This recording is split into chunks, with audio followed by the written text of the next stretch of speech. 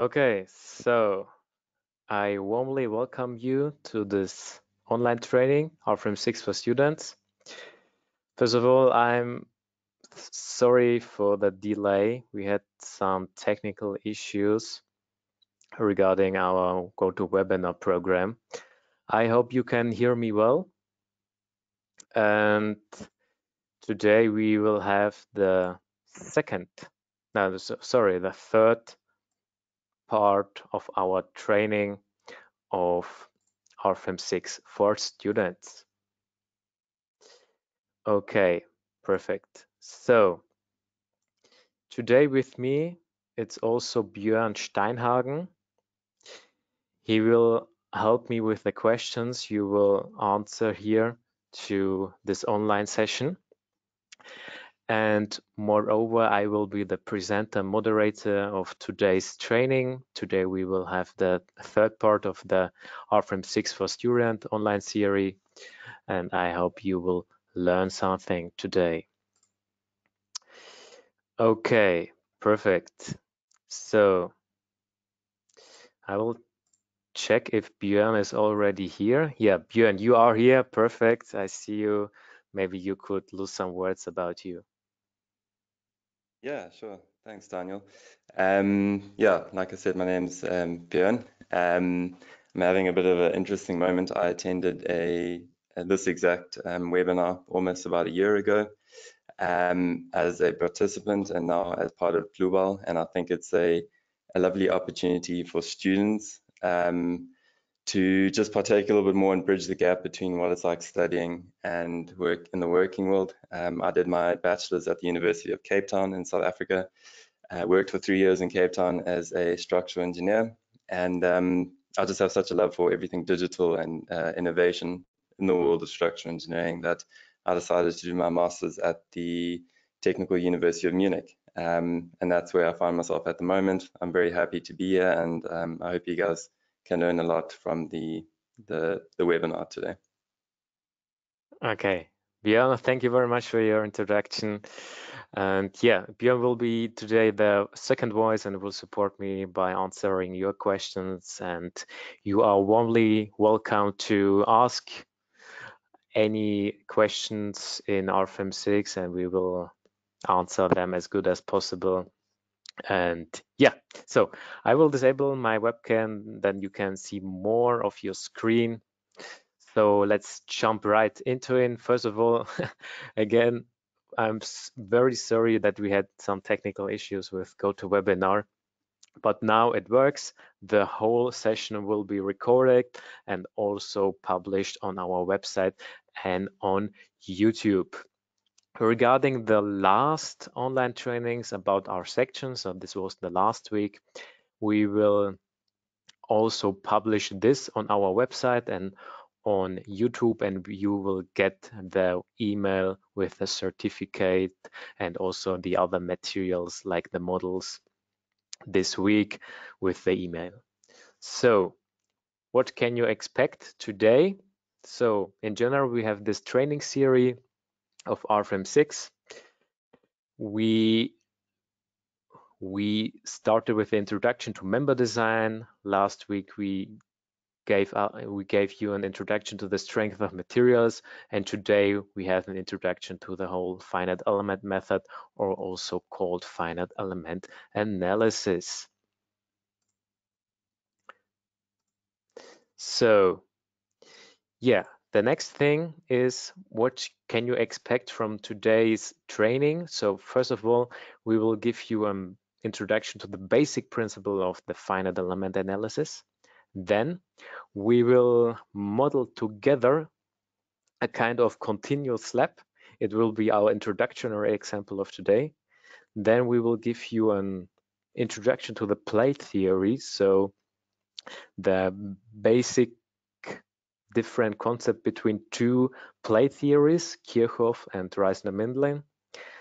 Furthermore, we show you how to perform nonlinear calculations with RFEM 6, and then the final step will be some input of singularities, what we do also together. So let's skip to the PowerPoint. So first of all, we see here the basics of FEA.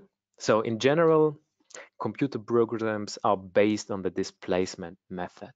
So the unknown values are deformation or displacements. It's the opposite of the force method, and both calculation and analysis methods you learn in general in the study and your college and courses. So at the force method, the force is the unknown value, and you try to get the value of the forces. In this case, we have the displacement method. So the unknown values are the displacements and deformations. And based on these things, the computer programs are calculating these deformations and displacement vectors at first, and then they can get to the results of internal forces and support reactions, for example. So,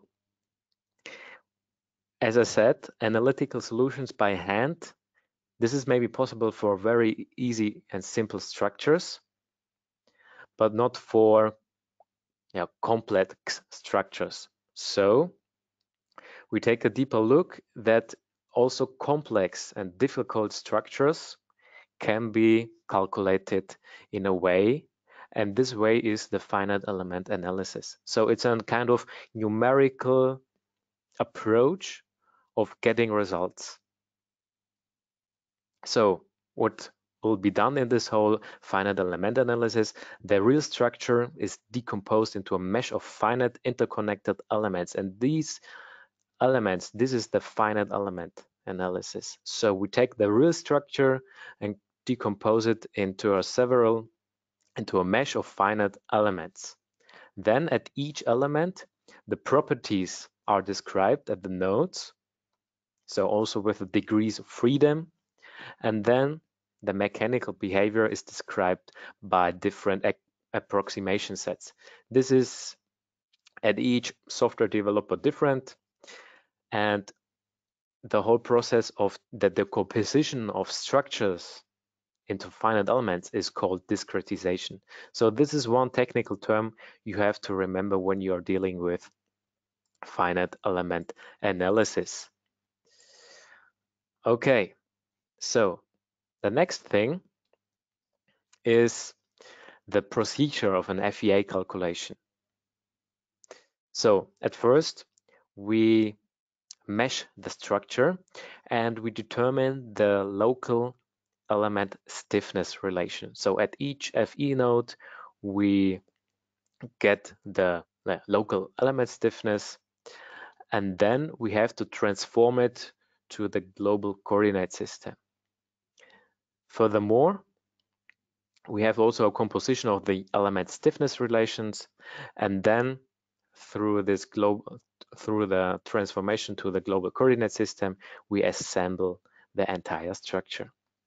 Then we have the composition of the total stiffness relation, and now we have to add some boundary conditions, and these conditions are, for example, loads and, of course, supports. So we have to consider these support conditions, and then we calculate, we solve the whole equation system, and the first thing we get is the displacement vector. And based on the displacement vector, we can calculate also the internal forces and support forces. Yeah, and this is the basic principle of the FEA calculation. You don't need to know more because I'm not a teacher or kind of prof who do courses about FEM. In my opinion, this is enough in order to know, okay, how programs like RFEM 6 work in general. Okay, perfect. So I will check our chat and try to understand if these questions are working. Maybe to some of the attendees, please write us a test question, and in order to see if it works, because currently we don't get any questions here in this chat, just to know if it works. So just any question and then we see that it works. Okay, perfect. Okay, stop it. Okay, we see it works, so perfect. So we can go ahead. In order to estimate the training and also the pace of today's training, I have prepared some polls. So the first poll is about the working with 2 screens. It would be good to know that, because then we adapt our pace to the online training.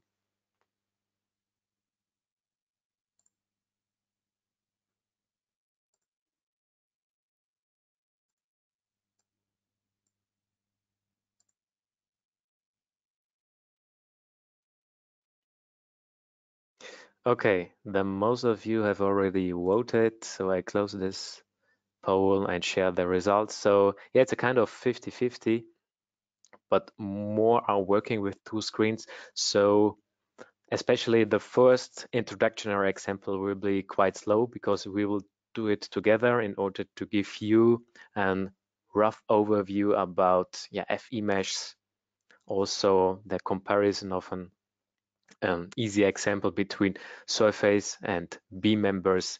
So yeah, okay, perfect.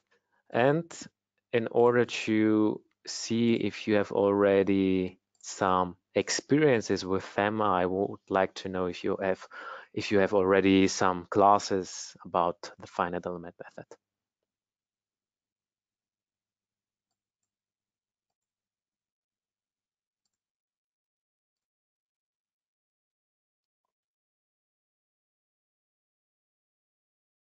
Okay, perfect. Okay, so almost more than 60% have already attended some classes regarding the whole FEM topic. Perfect. So not so much things will be new for you, but also for those who would like to see something new, this training will be definitely good for you. Okay, so this will be our example. We will model together 4 surfaces. They are laying in parallel between, and then we add also another beam element, and then we cover these topics. So we apply different FE mesh sizes to each surface. Then we take a look to the convergence behavior, and on top of that, also a comparison of the results between the beam and surface elements. And then we take also an evaluation about the FE mesh size.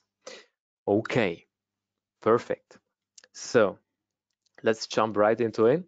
I will open RFEM 6.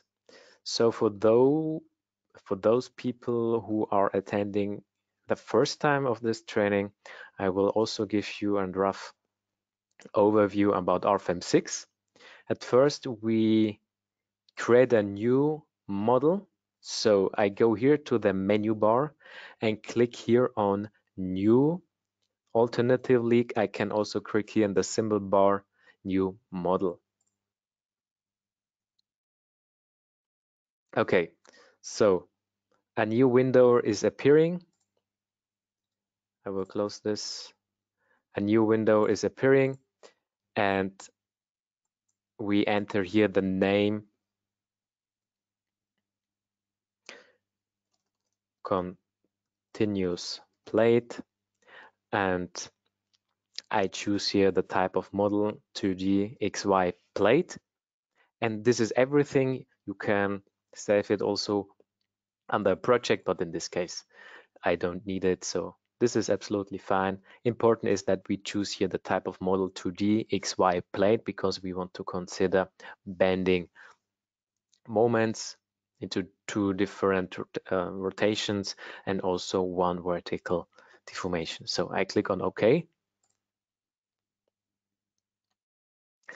And we had already one training about the introduction of member design, where I really showed you a lot of the user interface of RFEM 6. This is something I won't do today, but I give you also a rough overview about RFEM 6. So here you find the menu bar here at the top. And important thing is that you can also change your background. So go here to display properties. And here at the bottom, you find default settings, and I prefer the white background. I'm a big fan of this white background, so I click OK, click on OK again, and then I see it like here. Okay. This is one thing, and because it's a kind of international training today, I will also show you how to change the language. So go here again to the menu bar options and click here on program options, and in the tab settings you can change the program language into different languages. Then you have to restart the program and the settings of the language were overtaken. Okay, good. So let's model together. So at first I will create the surface. I click here on new rectangular surface, and now I have to create a thickness with material and a material. So what is a thickness? A thickness of a slab or wall is pretty clear. It's here. Every surface has a thickness, and you can compare it with the cross-section of a member. Yeah. So the last time we created new members, and the members had information about the material, and this material was assigned to a cross-section. And this cross-section is an adequate example for the thickness. So we create a new thickness.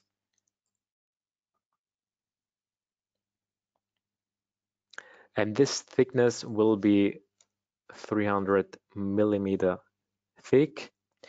And we will also create a new material. So I open the material library. And in the material library, I can choose one of the concretes. For me, it's smoother to search for this material. So I enter here C2530, and I decide here for the European standard. I click on OK or double click here on the material, and the information about the material are chosen for this dialog. So I can also edit the material of thickness. This is now also what I want to do.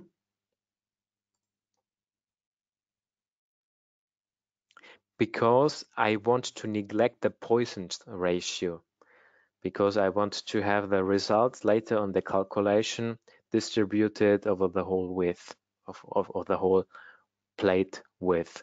This should be constant. So in order to edit this, I click here on user-defined material, and now I can edit the Poisson's ratio from 0.2 to 0. Okay, I click on OK. Then I click on OK again. And now I have here the information of the rectangular surface with the material and thickness. Okay. Then I can draw it.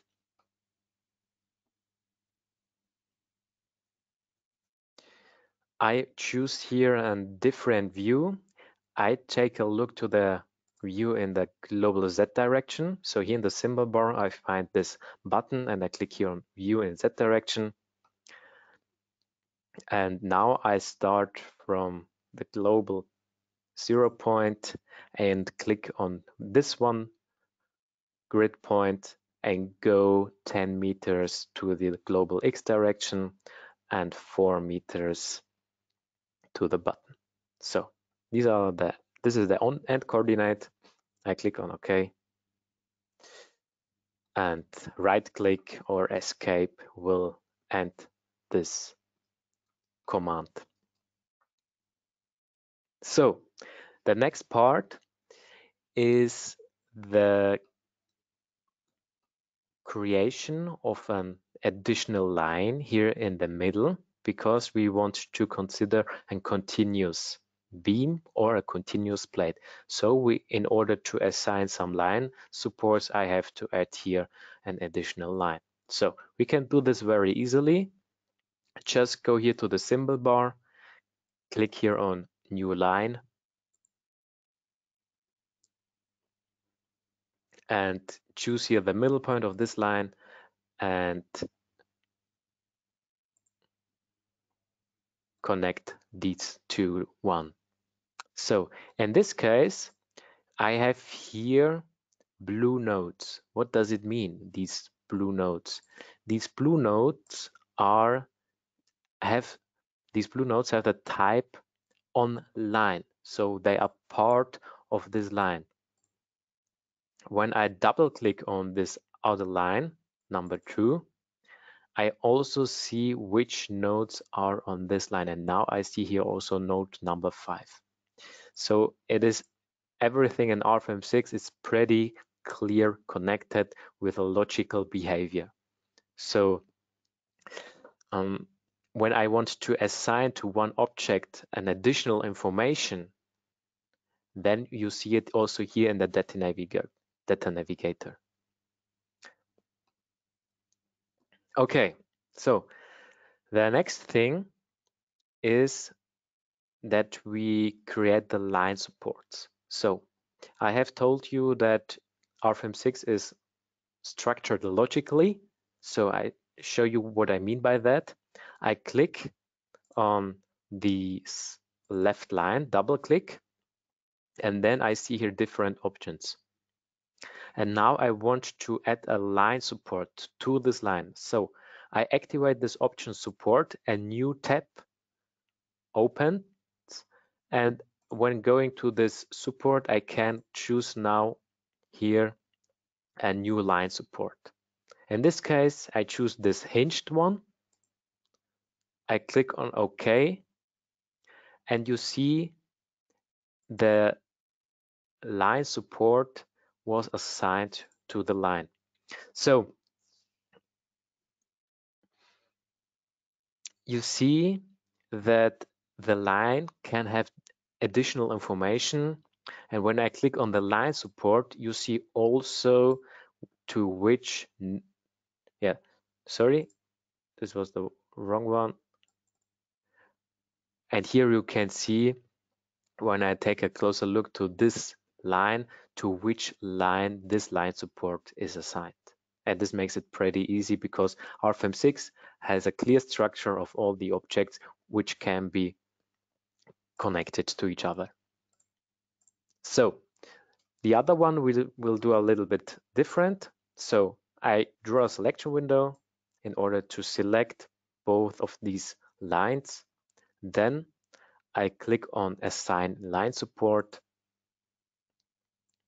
and RFEM 6 remembers my selection, and I create now a new line support. So I create a new line support, and in this case I only want to consider vertical forces, so it can be in the global X direction free. So I activate this sliding in X or a roller support in X direction, and this was everything. I click on OK, and I see it like that. Okay. So, and now I want to consider a surface load. In this case, we have to assign the loads to a load case. The load case can be found here in the symbol bar. I click here to this button, and I don't want to consider for this case the self-weight, so I deactivate it and click on OK again.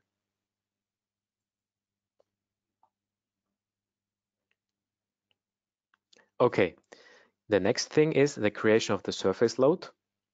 So I go here to the symbol bar again and click here on new surface load. And as a load, we have here 10 kilonewton per square meter, and I assign it to that surface. I click on OK and on OK again. Okay, perfect. So by right-clicking on the surface, I can also adjust the display, so the display height of this surface load. Okay, and now it becomes interesting because we want to add different FE mesh refinements. So in general, the whole FE mesh size is set here in the menu bar by clicking on calculate and mesh settings. So here we see a target length of the finite elements. If I don't do any further FE mesh refinements, RFEM 6 will generate the FE mesh by this length.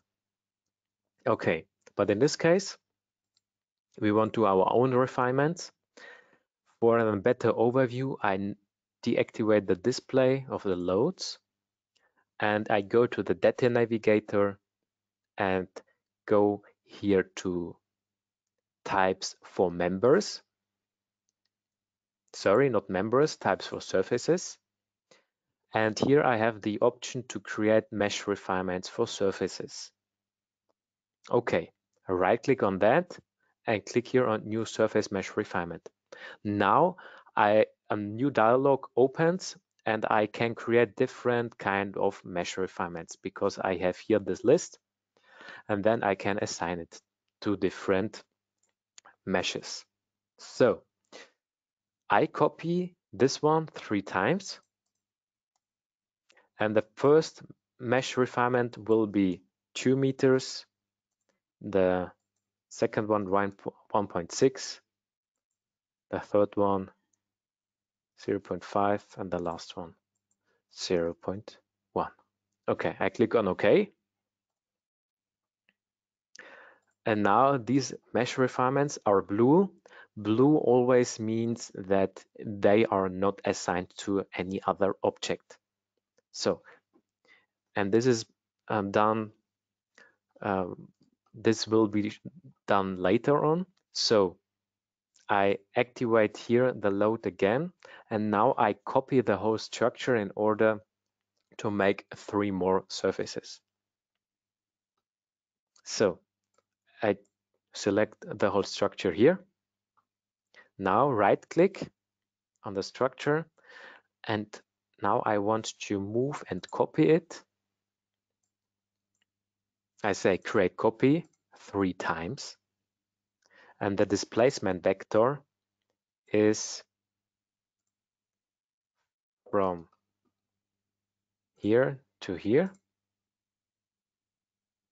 I can also insert here a number, but 11 meters is okay for me. I say okay,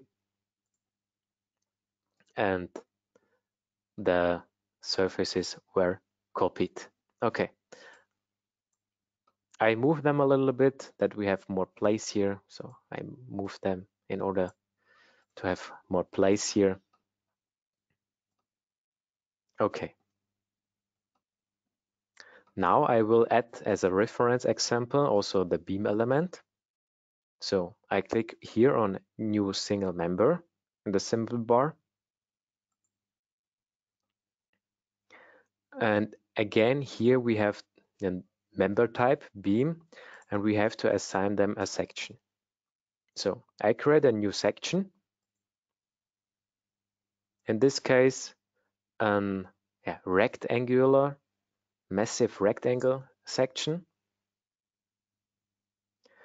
I go here to the parametric massive, and the geometry is here 1000 meters, and the height 300 millimeters.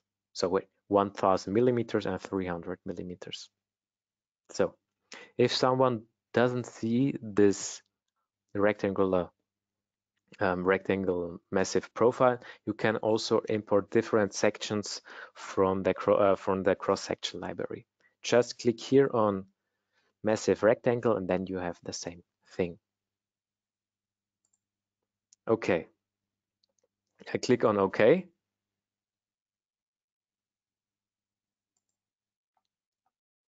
And the material of the section is the same one as for the surface. This is important. Okay, this was everything. Now I create also the beam from there to there. Now I don't see my grid points. No, this doesn't matter. I can also enter here in the left dialog the member length to 10 meters. I click on OK and I see it like here. So in order to adjust maybe the work plane, I can recommend you clicking with the right click to work plane grid and then say, okay, I want to change the grid points dynamically according to the size of model. I activate this, I click on OK, and now you see it like that. Okay, perfect. So the next point is the assigning of these different mesh refinements to the surfaces. So I disable the view of the loads. And now this is one of the huge advantages of RFEM 6. I go here to the mesh refinements. I click here on edit.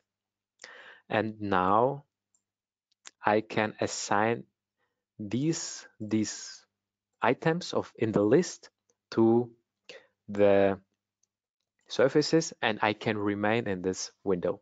So I click on this first one, choose this one, I click on OK, say apply, and then I jump to the other one and make this for the second one and also for the other ones. So last one, I click on OK. So yeah, okay. The next thing is that we generate the FE mesh. So in order to generate the FE mesh, we can click here in the symbol bar, generate mesh or display mesh, doesn't matter. When the mesh wasn't generated when clicking display mesh, then it generates automatically. So I click here on generate mesh. And in order to see the mesh a little bit better, I click here in the symbol bar to this one, so to the wireframe model, to the display model here in the symbol bar. And now let's take a look to the FE mesh. Yeah, this is the FE mesh, and at each FE node there will be results. And between these FE nodes and the results, they will be interpolated in order to get a smoother result distribution. So, and as you can see here, this, because we have a very rough FE mesh, we see, okay, this FE mesh and this quality is not so good. So I will expect that these results will not be so good. So let's take a different look here. Okay, this is quite regular here, and this is very fine. So yeah, okay. Okay, in order to evaluate the results with a good overview, I will create result section. So here in the symbol bar, I find the option to create a new result section. I click on that and I pick these 2 points where I want to have this section. In this case, this is this one from the left side to the right side. I click OK, and we see here this section. Okay, yeah, and this was everything. Now let's calculate, and I'm very curious about the results. Okay.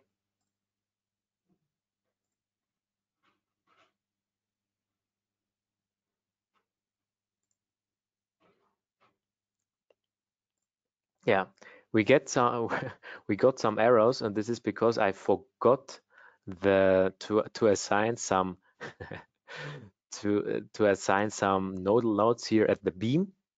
Yeah, no problem.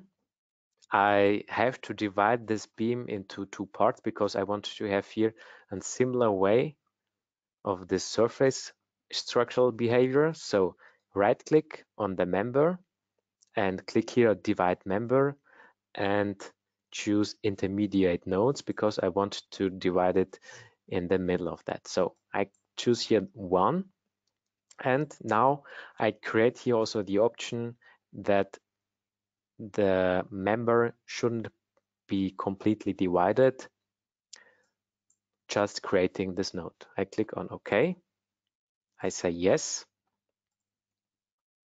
Now I have to add the line supports. Now the same thing what we done with the assigning of the mesh refinements, we do also with the nodal support. So I go here, assign nodal support, and for my left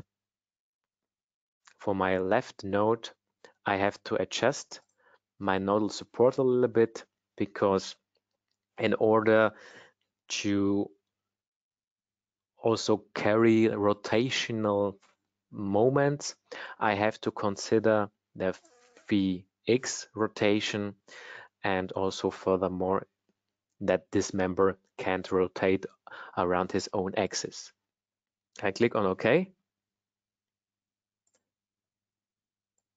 I click on OK.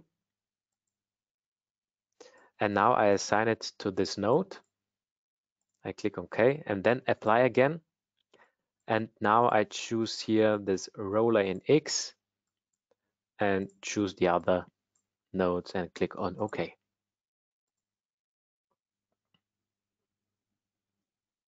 Okay, now I have to apply the load. In this case, I have to apply a member load. We have also line loads. Where's the difference?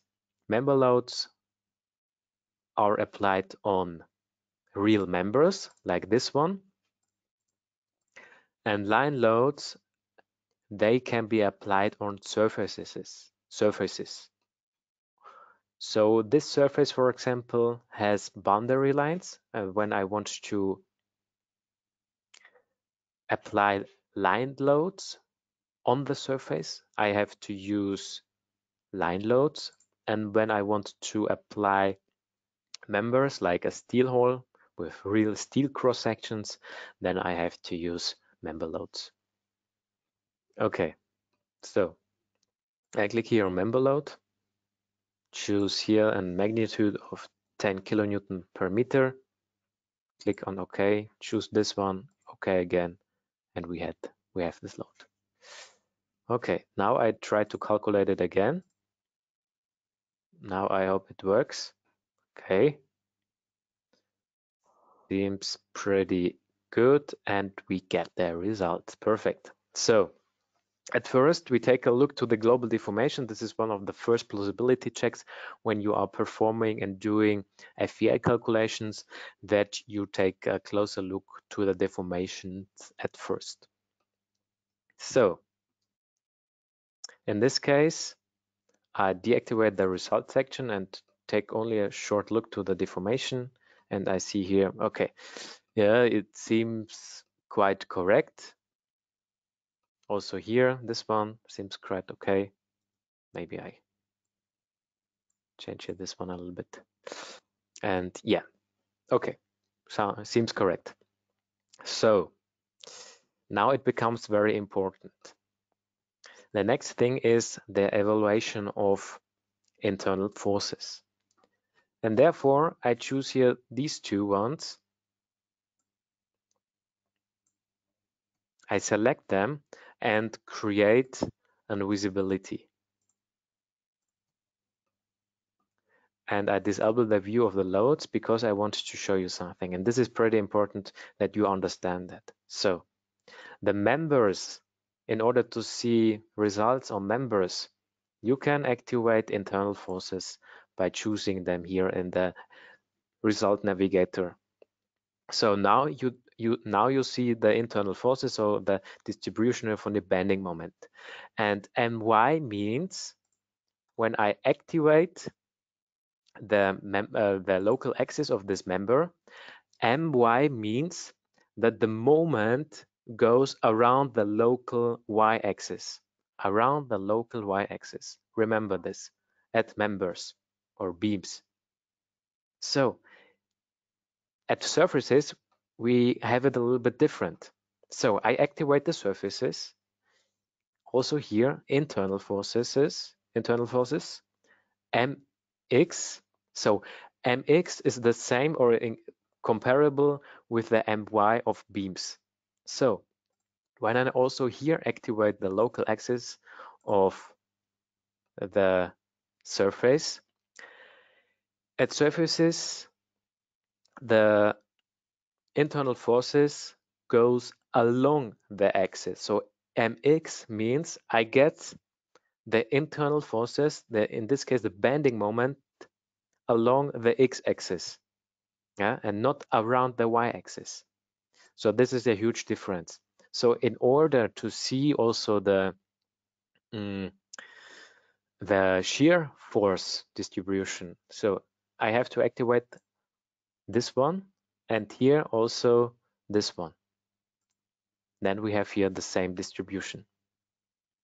Okay, so this is important to remember. When I take a closer look to the internal forces of surfaces, I have to see mx as the my of beams because mx is along the local x direction of the surface.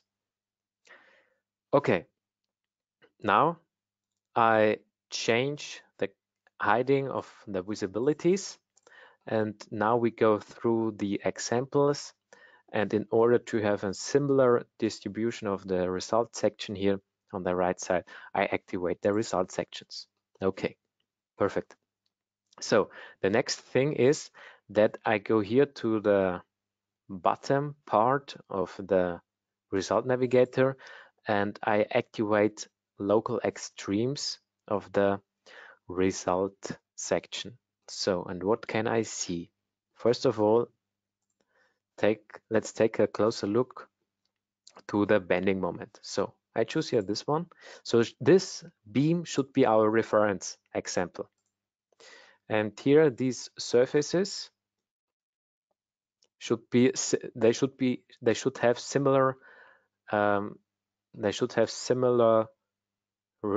values like this beam here. So let's take a closer look. So here we can see, okay, we have a support moment of minus 26 kilonewton meters, and here of minus 32, minus 31, minus 31. Okay, yeah, this seems pretty interesting because through the bad mesh refinement here, because we are very rough here, only 2 to 2 meters, we get very bad examples because only at these FE nodes the values are calculated, and the finer we get, the more we get to the same result like here at the beam element. So also here at the field moments 16, 17, and here we have 70, 53. So this is also a difference. So in order to summarize it, it is important for FE calculations that you choose the FE mesh as fine as necessary and as rough as possible. Okay, here on the left side we have it too rough, so we underestimate the results in comparison to our beam example.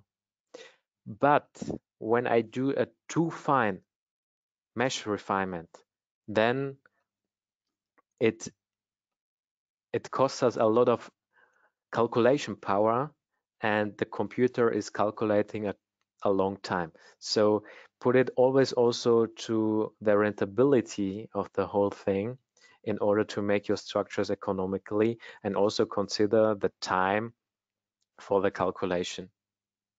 Sometimes it is enough when you have a good FE mesh, but not too fine, but also not too rough. So a recommendation from my side is the third example. For example, here you can see when I deactivate the results that we have here, we have here more than 4 up to 6 FE elements between one span. So this occurs to good values for results. So my recommendation is between two boundary conditions, I would say, you should have at least 3 up to 4 or 6 finite elements, because then it is enough and sufficient for your FE calculation. So again, choose your FE mesh refinement as fine as necessary and as rough as possible. So now let's take a closer look to the results again. Here, right click on the section. I can open this and open a kind of result diagram. And here I can see this in a better comparison. So here you can see I have here -26 on the left side. The next one is -32 and so on. So this makes it quite interesting because the rough FE mesh is not good for this calculation. And you see also here between these FE nodes, the results are also not good, because we underestimate here a complete distribution of nodes. So when I take a closer look to the middle of one span, and this is in this case 2.5, for example, we see here that we have a value of 11.67. The same when I do this for the next surface, the same here, but now it becomes interesting. Here we have 15, so this is a quite big difference, but the value which is more correct. So in order to say what I want to say with this message is a finer mesh does not necessarily lead to better or more accurate results. This is something you have also to remember. However, FE nodes should also be close to expected extreme values, and this is important to know. Okay, one thing more, shear stiffness. In order to get here at this beam your hand calculation results, you have to consider also shear stiffness effects. So taking into account shear stiffness leads to an increase in deformation due to shear forces. So this shear deformation, especially at concrete structures, plays a major role. So it is recommended to consider the shear stiffness for the deformation analysis. So, and the standard in RFEM 6 is the setting that the shear deformation and the shear stiffness is activated for members. But in order to get the same results for your hand calculations, where you normally don't consider these effects, you can also deactivate the shear stiffness. So I double click on this member, go to the section, go here to member start and edit this, and now I can deactivate the shear stiffness. I do so. I click on OK, again on OK, and I calculate the whole structure again. And now you see how the support moment, for example, will change into that value. What would you get when you do the hand calculation? Yes, here, minus 31.25. And this is also the QL to the number of 2 divided by 8. This would be the maximum support moment of a distributed line or member load. Okay, perfect. So much to this introductory example. Before we go to the questions, I have prepared 2 polls for you. Why I say please answer this one.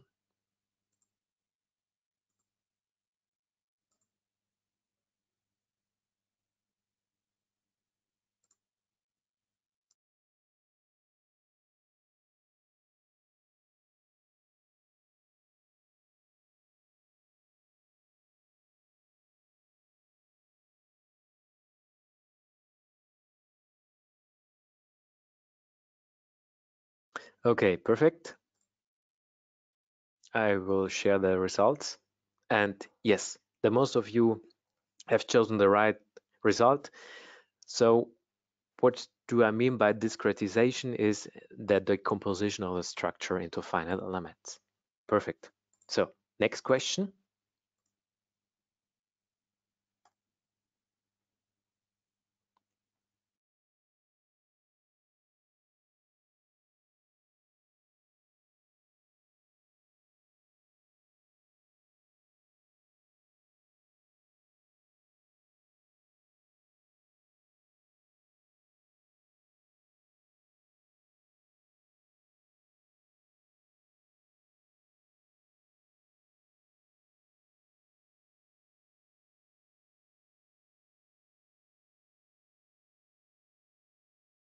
Okay.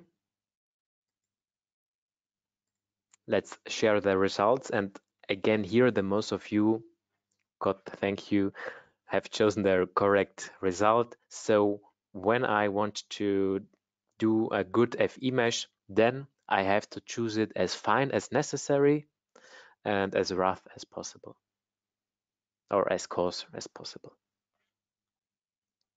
Okay, good. So let's jump to the PowerPoint presentation again, because I have told you something about shear stiffness, and this has also something to do with the plate theory. So let's go to the PowerPoint. Plate theory. So first of all, I want to take an analogy to the beam element. So we have here 2 different beam elements, so beam calculation or analysis methods. On the left side, the Bernoulli beam, and on the right side, the Timoshenko beam, also called as the deep beam theory. So what are my what do I consider here? Or what are my assumptions here? So my cross-section remain in plane. Also, the cross-section after the deformation remain perpendicular to the member axis. So here we don't consider any shear deformation. So we don't activate any shear stiffness.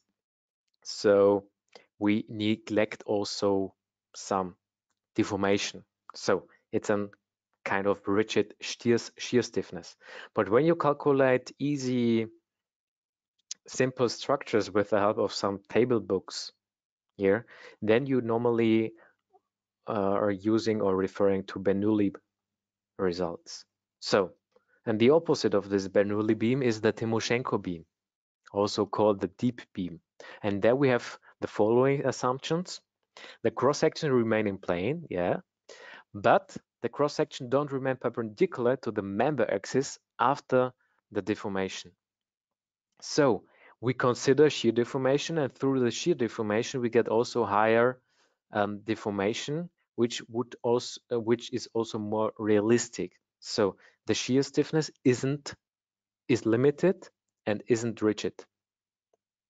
So you can see here, we get here deformation by bending, but also deformation by shear. So maybe here a nice example on the left side, the Bernoulli beam. So it remains perpendicular to the member axis. And here at the Timoshenko beam, not. Here we get an additional shear deformation angle, and this causes also to more deformation through the shear activation. Okay, now let's transfer to the plate elements. So the similar part of the Bernoulli beam is the Kirchhoff theory, and the same for Timoshenko, the Reisner-Mindlin theory. So also here some assumptions. So we have here geometrical linear solution. So we take only small deformation, the same also for the Reisner-Mindlin, also Hooke's law, cross-section remain flat, no warping, constant thickness. But Kirchhoff, no consideration of shear deformations, and the Reisner-Mindlin, there we consider shear deformation, and also transverse or lateral strains. So we have this Poisson's ratio, what we set in the former example to 0, and now I explain you also the meaning of the behavior of this Poisson's ratio. So when I pull a beam, then normally depending on the material and also the Poisson's ratio, it becomes smaller in the section. Yeah, and these effects are also taken into account by the Reisner-Mindlin theory. So let's transfer to the plate elements again. Kirchhoff on the left side, Reisner-Mindlin on the right side. So in structural analysis programs, surfaces can be calculated according to the bending theories. And we have the bending theory Kirchhoff and Reisner-Mindlin. In the calculation, according to Mindlin, shear force deformations are included, and according to Kirchhoff, they are not taken into account. So we consider no shear deformation. Therefore, it is only good for thin plates. Yeah. So it's recommended for surfaces that are relatively thin, such as metal sheets in steel construction. We only consider also a pure bending load bearing capacity, and this is also a simplified approach. So the other thing, Reisner-Mindlin, this can also be used for the calculation of thick plates, and the component of the shear influence is relatively high, so it would cause an error when we would neglect the shear force, and therefore we get also more accurate shear forces. And this theory works also with a higher value approach. So this is the difference between Kirchhoff and Reisner-Mindlin. And now I show you where you find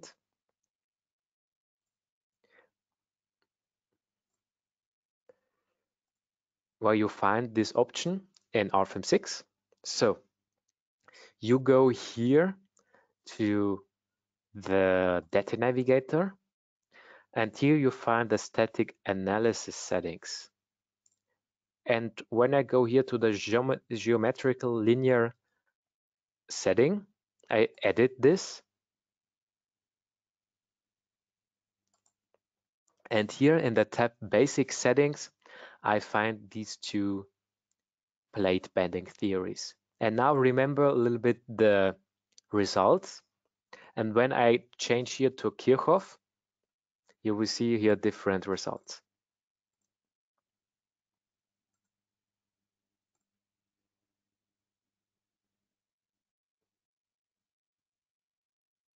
Yeah, so different results because we are having now some thin plates, I would say. The results are quite similar, but you can imagine when we have really thick plates, like, I don't know, some bottom plates, foundation plates, or foundation plates, then the results can be different. And when we also take a closer look to the shear forces, then we see also a kind of difference. Okay, so much to the plate theory.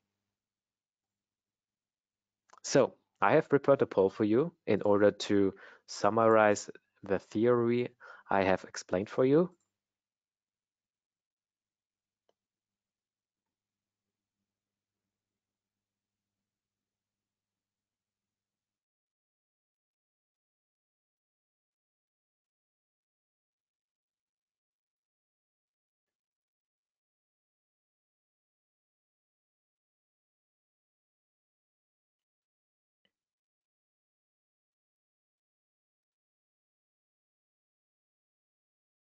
Okay, the most of you have chosen, so I close this, share the results. Okay, yes, you are right. In Kirchhoff's plate theory, we don't take into account any shear deformation. So, perfect. So, Björn, are there any questions maybe in the chat I should recap or should review and show it in RFEM 6? I think very clear so far. Thanks, Daniel. No unanswered questions yet. Okay, thank you, Björn. So don't be shy. If you have any questions, put it into the question box and we help you. Okay, so let's continue. The next part are non-linearities. So I go again to my PowerPoint. So first of all, I will, so nonlinear calculation. So nonlinear calculation, what does it mean? In our first online training, we have already discovered one of our nonlinear analysis. This was a geometrical nonlinear calculation. So we got the equilibrium of our results according to the second order analysis, so at a deformed structure. So when I want to do a more deeper analysis, or when I see, okay, the linear elastic behavior of some materials doesn't fit to the reality, then I have to consider nonlinear effects. So, but these nonlinear calculations have one disadvantage. And disadvantage is that the superposition law is no longer valid. This means when I want to combine different load cases or load combinations, then, and I have some nonlinear effects like tension members, something like that, then this is not possible or should be avoided. So what are typical application areas in RFEM 6? We have, as I already mentioned, geometrical nonlinear calculation, like the second order analysis. Additionally, we have also the third order analysis when I consider any tensile or membrane structures. I have also nonlinear material behavior, which is also very interesting because I have prepared here an example for you. Nonlinear material behavior is when you remember to your classes in strength of materials, how you tested them in kind of laboratorium, and you did some experiments in order to see the yield strength of a steel member. Then you can also consider nonlinear material behaviors in RFEM 6. We have also the possibility to consider nonlinear behaviors for structural objects like members, hinges, supports. And you can consider better and precise analyses and results. But remember, these kind of nonlinear effects have also a higher calculation effort. Okay, and now I have prepared some examples for you. So these examples are just for seeing and understanding these different nonlinear effects. So I go here to window, and what I have here as a first example. So I have here a frame with tension members, and this frame is a kind of a part of a completely steel hole. So we have here this one side, and you can imagine, okay, when I have here this column, that we have here also some beams for the roof, but in this case we have only this one side considered. So, and now I have to stabilize it by giving them a kind of bracings, yeah, and we see here these bracings, yeah. So what happens when I don't have here these bracings? So I delete them in order to show you what happens. Yes, or no, because we will delete them like that.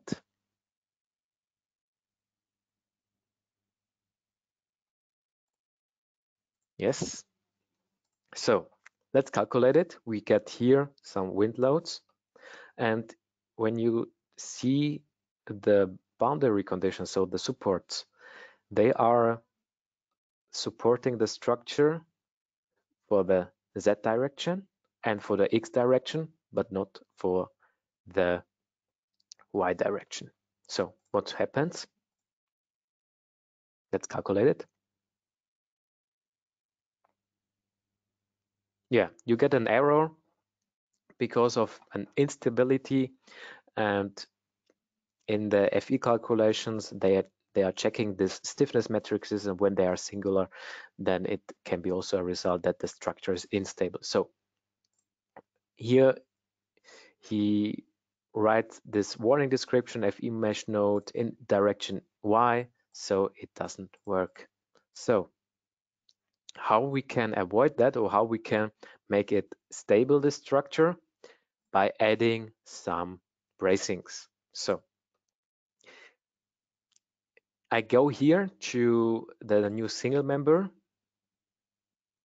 and here I have the possibility of giving this member type and truss only normal forces. So this member type, as we have already learned it in the first online training, carries only normal forces. It doesn't matter if they are compression forces or tension forces, but only normal forces. No bending is activated here. So, but now we give them an additional condition. So we check here this nonlinearity option. I go here to the nonlinearity tab, and I choose here failure if compression. So I edit, or I take a closer look to that. We have here different nonlinearities for members. So we have here tension, compression, slippage, tearing, yielding, and so on. For this easy example, we want to consider these members because they are bracings. They normally consider only tension forces, so they don't carry any compression loads. So they fail if they get compression. And this is also the reason why I have a bracing where I consider the tension rod from the one side and also from the other side, because the wind can blow from both sides. And this is the reason why I feel failure if compression. I click OK, and I add them from there to there. I say yes, and also from there to there. now I have to change the cross-section of these members because they are quite huge. So for that, I have another cross-section. I have here, and round rod. And now I can also copy that by drag and drop. Oh, sorry. By drag and drop. So by drag and drop. And now I calculate the structure again.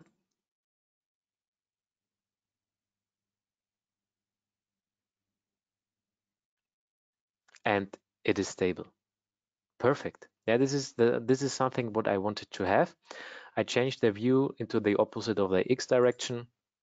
Now I can see it like here. And now when you take a closer look to the deformation, you see, okay, we get here the wind pressure. So it is clear that this member gets longer as well as this one. But when I take this one from the other side, so from this side, the other side of my bracing gets longer.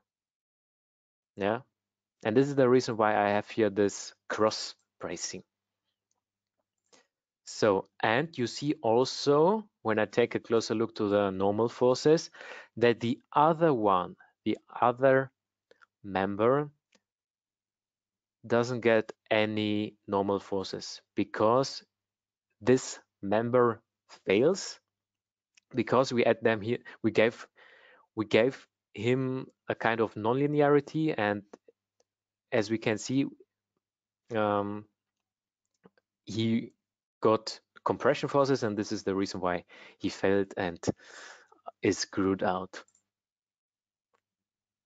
Okay, so much to that. We can also make an alternative of these nonlinearities of members. I select them both again.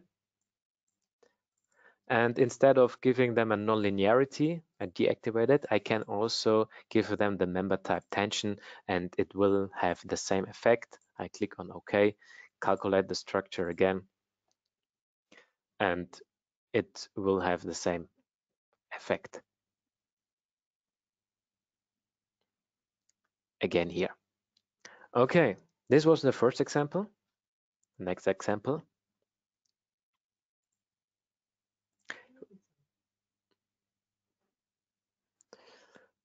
So sometimes it can happen that even although you have a kind of stiffening of your structure, thanks to any bracings, that this structure fails. And in order to avoid that, you can or you have to activate something in the calculation settings. So just an example of this one. So I make it normal again. So let me check. Short time.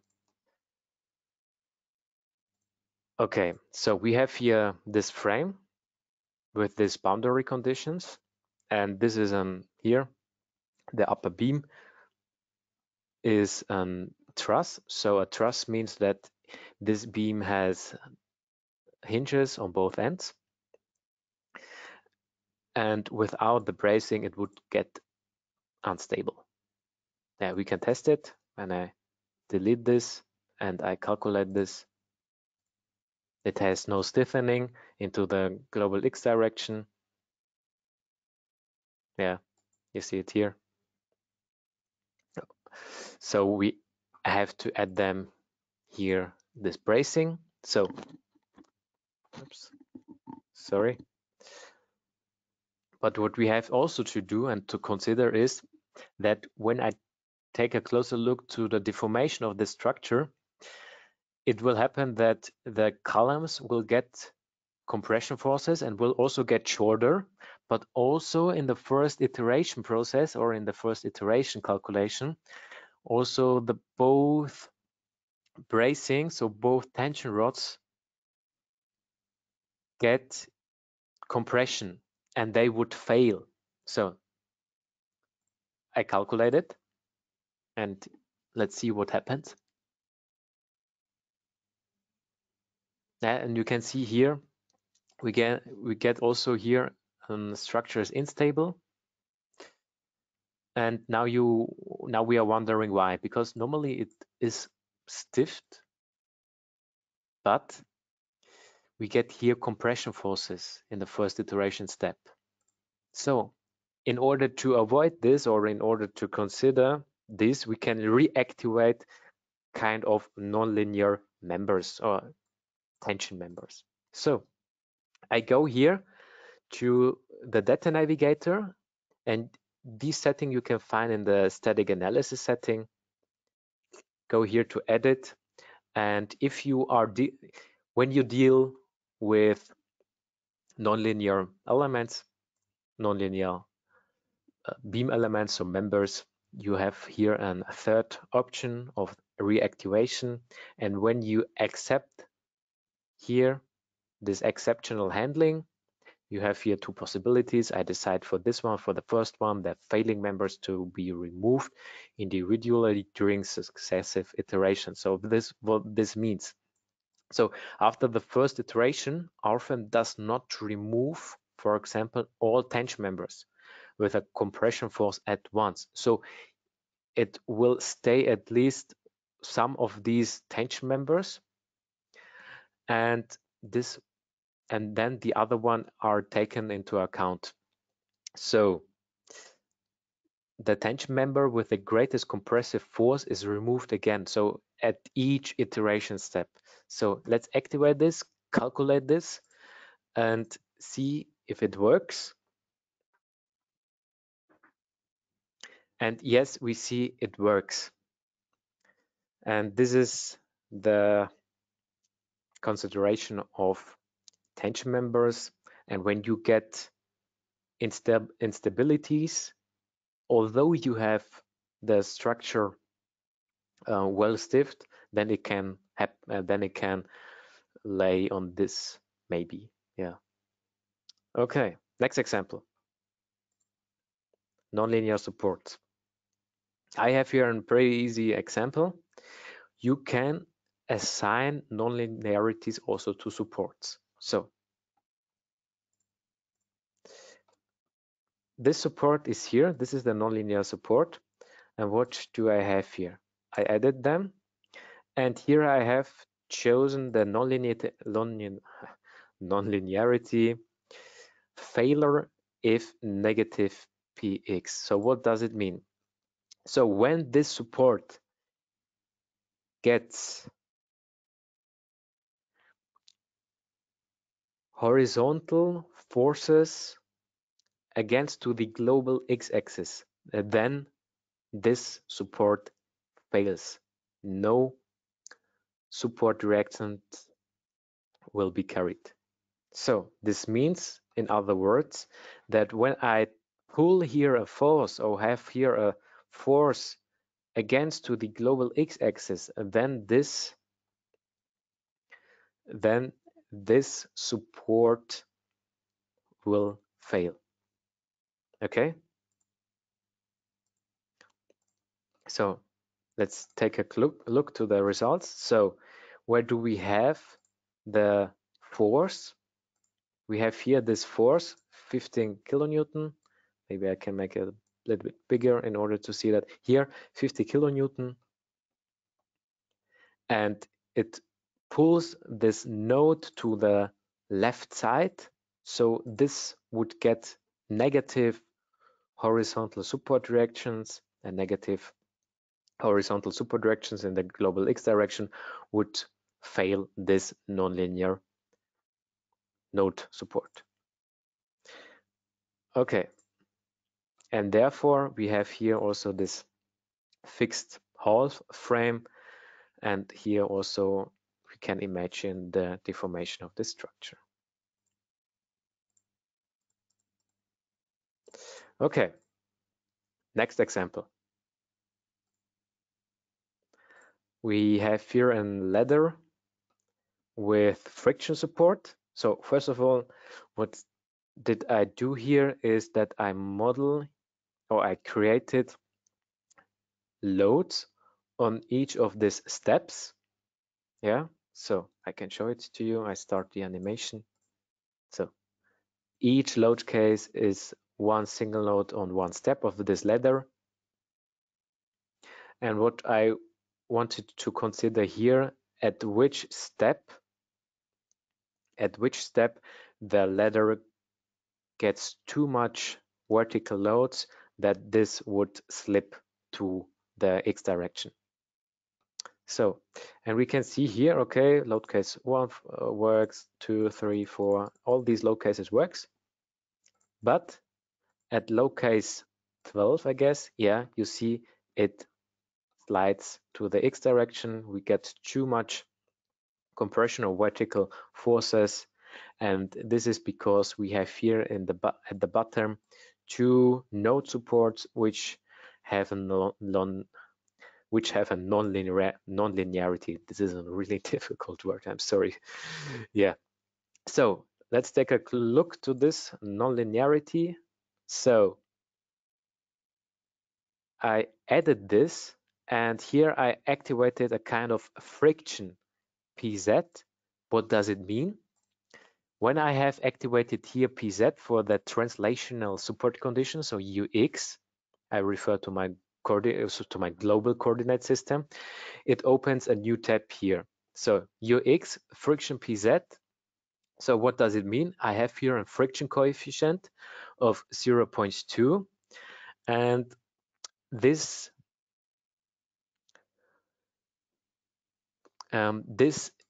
would cause the maximum bearing capacity of my px of my horizontal support reaction. So 0.2 times the pz, so the vertical support reaction, equals this px. So the px, so the horizontal support force, is always depending on the friction coefficient and the vertical loads or the vertical support reaction.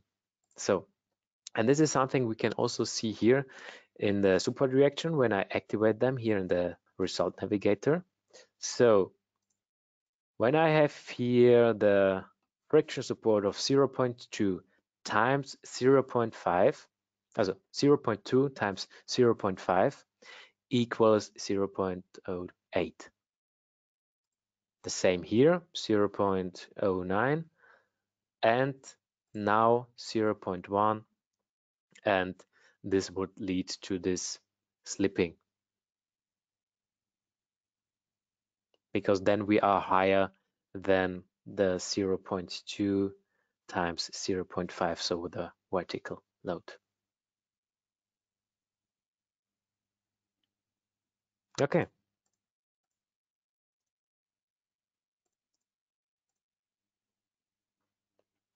So much to that. The next example is also a pretty interesting one.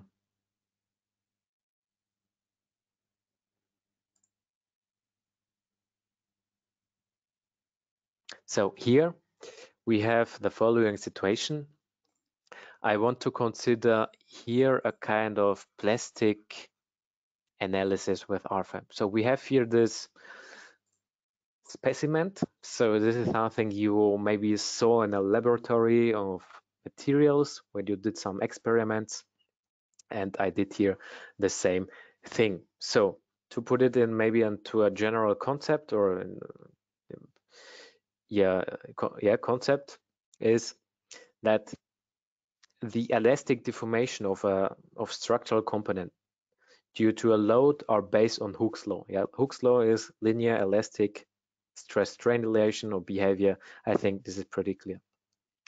At some examples, you want to take a deeper look what happens if this linear elastic or the linear stress-strain relation is not current anymore. So you want to see what happens after this linear behavior. In this case, this plastic behavior. So, and we can consider these nonlinear material effects also with RFEM 6. So how do we do that? So when we use RFEM, we have an add-on called here in the base data called nonlinear material behavior.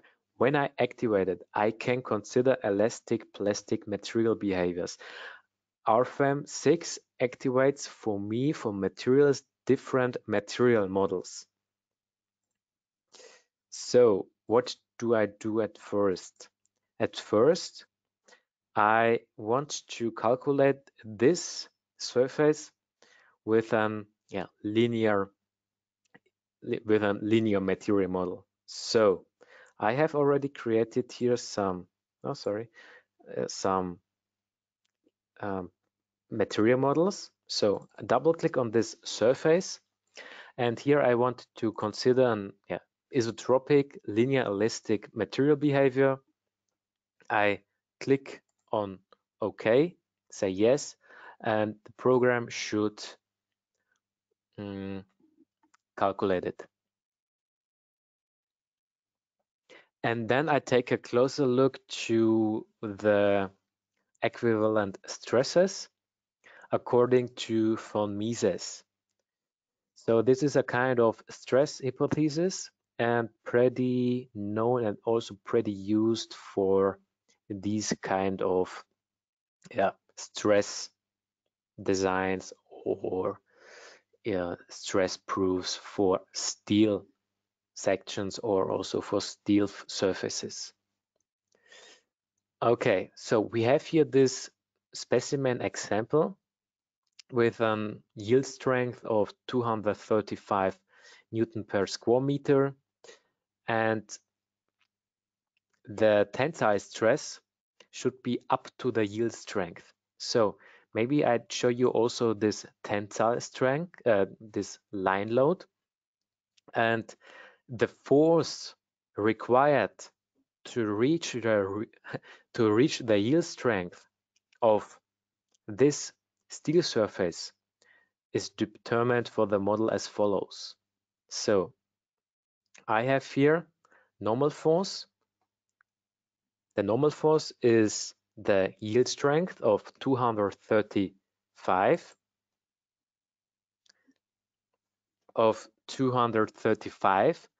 times the area of this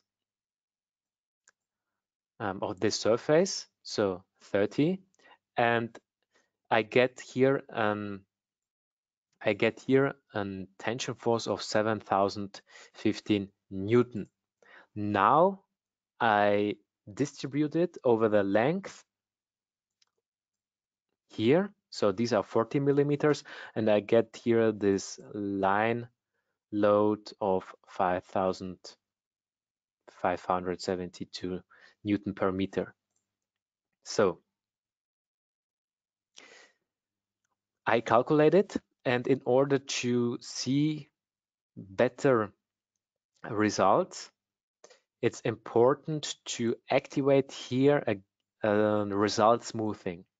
Only these elements are exact the values I get in this element. So I have here constant on mesh elements. So all these values in the FE nodes are calculated, and they build the average of each element. There is no interpolation to the other element. Okay? And this is normally not the standard.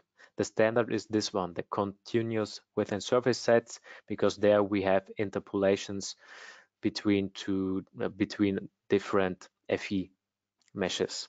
But in this one, we need this one for plastic material behaviors.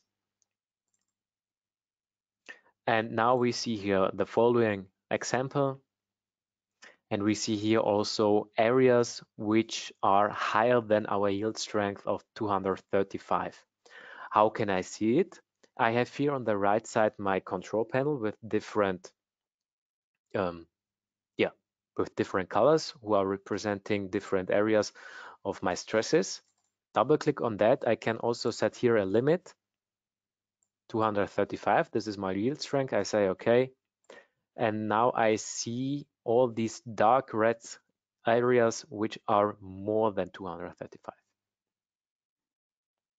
Interesting.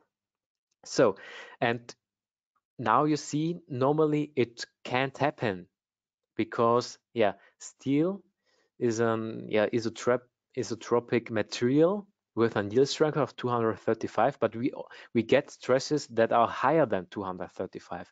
So to consider the real material as a nonlinear plastic material behavior, I have to activate the add-on nonlinear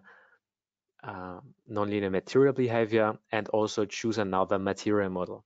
And this is something I do now. So I go here to, I go here to the materials, and I have to choose here this plastic material model. So double click on this one, and I have to choose here this one, plastic surfaces. When I added this, I can show you here different material models.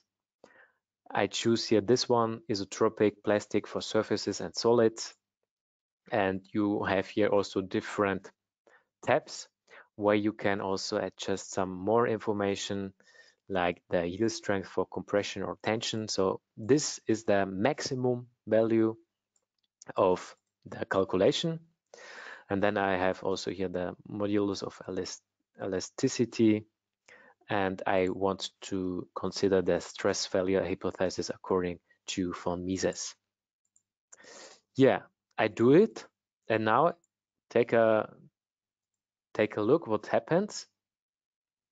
I calculate all load cases because the other load case is a line load at the end, which is a little bit higher. But now let's take a look to the first load case. And now it's pretty interesting when I change here this one. The highest value, the highest result here at my stresses of von Mises is 235. So no, there's no higher value, and this is the right material behavior. And this is pretty interesting. Yeah, now you see also the places which are yielding. I can also show me kind of criteria, and these are also the location which are leading. Okay, so this shows me the degree of nonlinearity. Okay, interesting. Now, what happens when when I increase the load at the end to 505,000 Newton per meter? So now we get higher stresses because now when we take a closer look to the deformation, we see also the reduction of the deformation. So I activate the deformation at first. So this was this one. So this was to the limit, in order to reach the yield strength of this steel surface. And now we are over that. And now we see also the reduction of the deformation also here in the width. I can click here on the deformation animation and I see it here like that. It gets longer. I think this is pretty clear, but also here in the width, we see here this reduction. And these kind of material nonlinear effects you can also do with RFEM 6.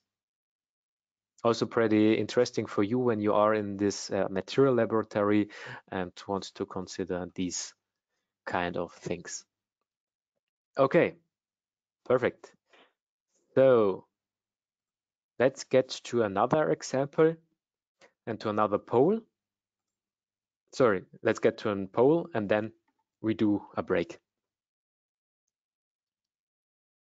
So this pole is a pole with a multiple selection, so several answers can be correct.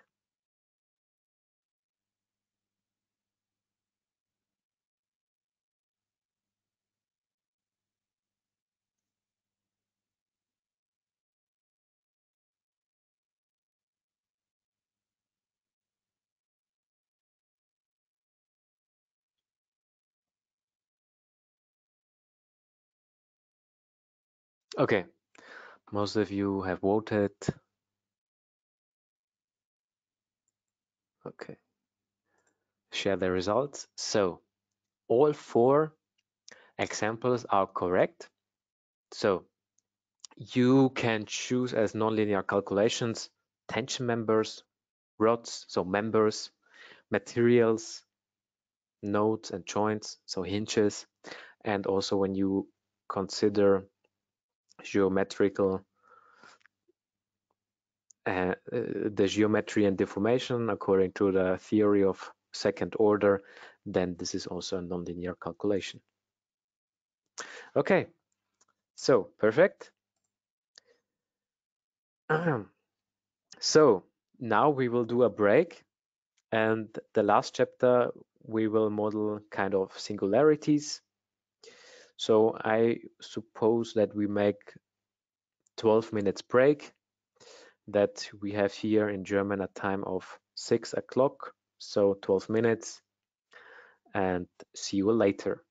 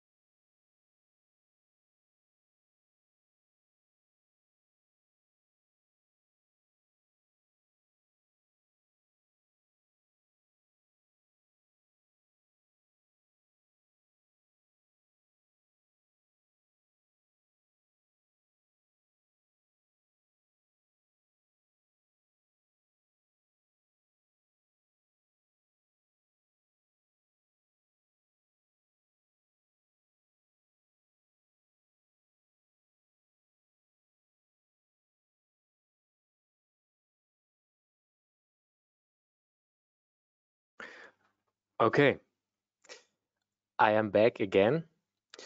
Björn, can we go ahead? Yep. Okay, perfect. Okay, so last topic,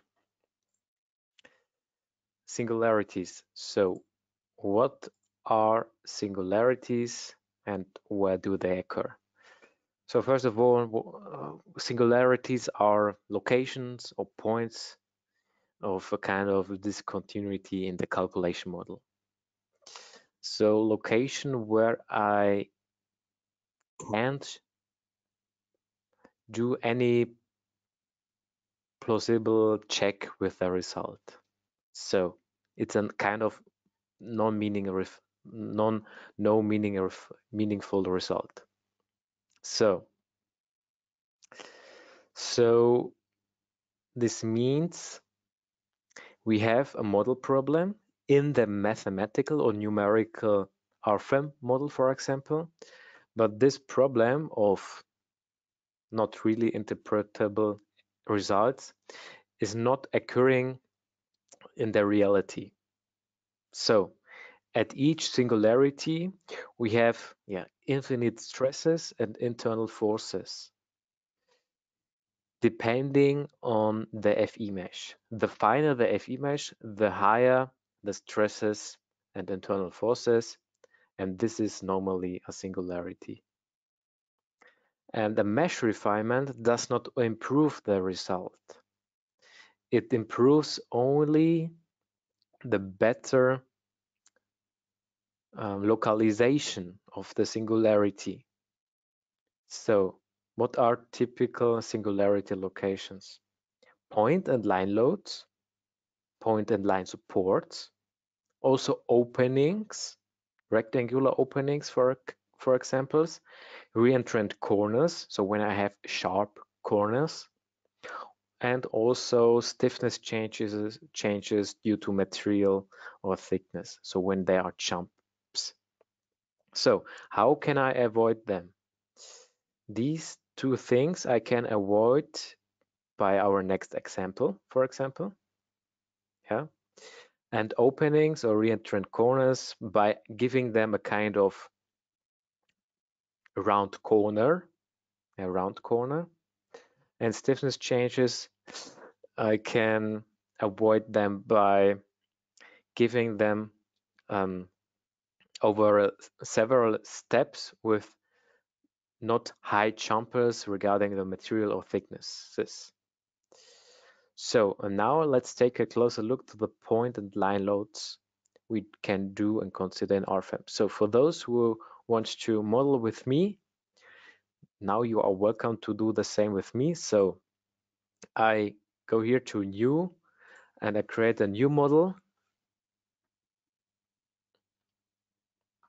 I go here to 2D XY plate again, and I insert here the model name singularity point load. I click on OK.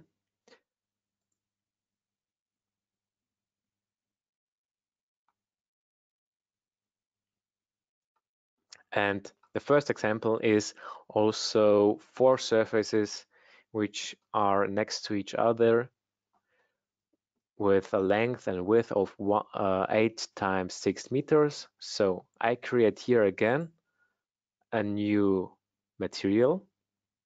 Go again here to the material library, choose here the 37,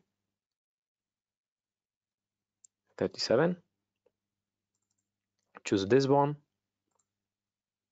and the thickness is 200 millimeters. I click OK.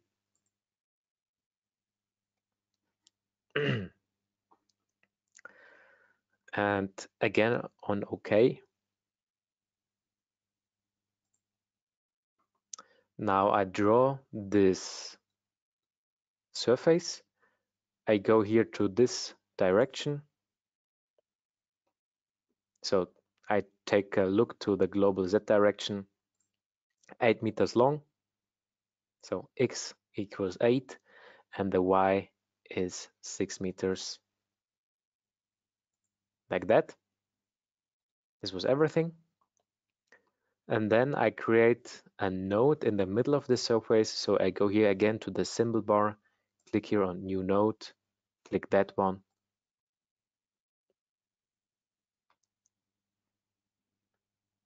Right click.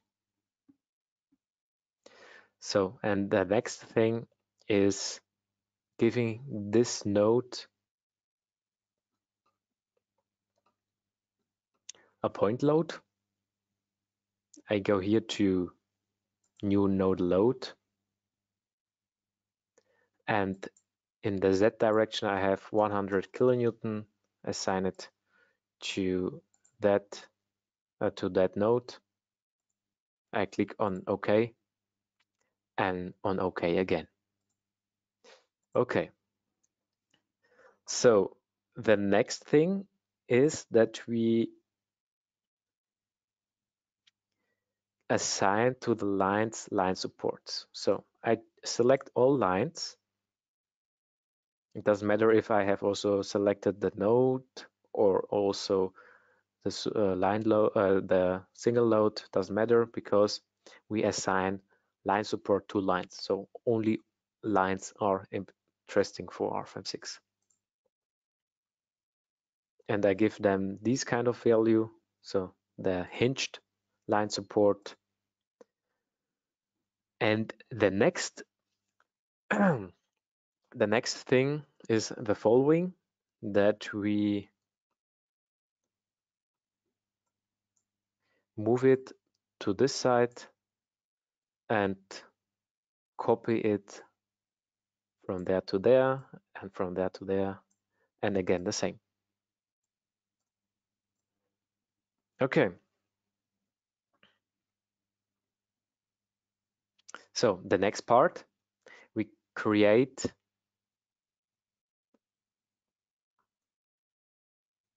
now types for surfaces. In this case, surface mesh refinements. We assign this first one to, will be 2, 1, 0.5, and the other one 0.25. So now I created this surface mesh refinement with the help of the tables. This is sometimes faster when you do the input like that. And simultaneously, these objects appears also here in the data navigator. So, and now I can, because I know the numbers of these surfaces, I can assign them very easily, because I know this is 1, this is 2, and so on. So I can 1, 2, 3, 4, and now it's finished. Yeah, very easy. Okay, and now we need a result section. So I create the result section, draw them from, draw them from there to there. I click on OK.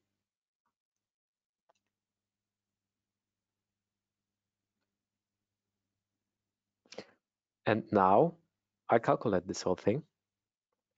Before I do that, I change here the name of this load case to single load, or let's say node load, or node load, sorry, node load, and deactivate the self weight. Okay, so calculate it.